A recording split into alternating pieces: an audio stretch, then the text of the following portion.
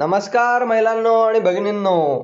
महिलांनो, आपण आजच्या आपल्या व्हिडिओच्या माध्यमातून बघणार आहोत की मुलींना मोफत शिक्षण मिळण्याअंतर्गत काही महत्त्वपूर्ण माहिती. मुलींना मोफत शिक्षण हे महाराष्ट्र राज्य सरकारने जाहीर केलेले आहे.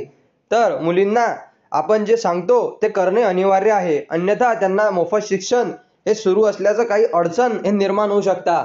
आपण आजच्या व्हिडिओच्या माध्यमातून बघणार आहोत की मुलींना मोफत शिक्षण मिळण्यासाठी काय करणे आवश्यक आहे. तर सध्या मुलींना मोफत शिक्षण हे शासनाने घोषणा केलेली आहे.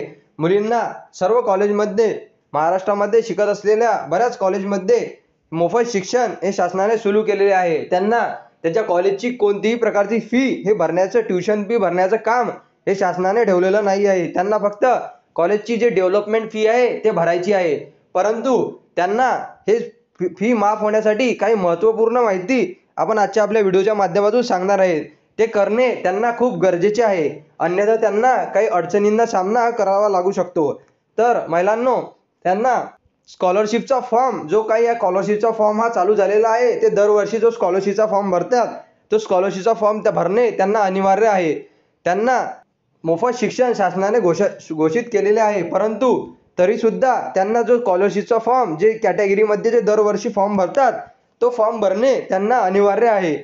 जर तुम्ही फॉर्म भरला नाही तर तुम्हाला हे मोफत शिक्षण अंतर्गत लाभ हा मिळू नाही शकत. त्यासाठी तुम्ही मोफत शिक्षणासाठी स्कॉलरशिप जो फॉर्म आहे तो व्यवस्थित भरून सबमिट झाला का, अप्रूव्ह झाला का हा सुद्धा चेक करणे, त्यामध्ये काही त्रुटी आली का हे सुद्धा तुमचं काम आहे. अन्यथा तुम्हाला कॉलेजची पूर्ण फी भरावी लागू शकते.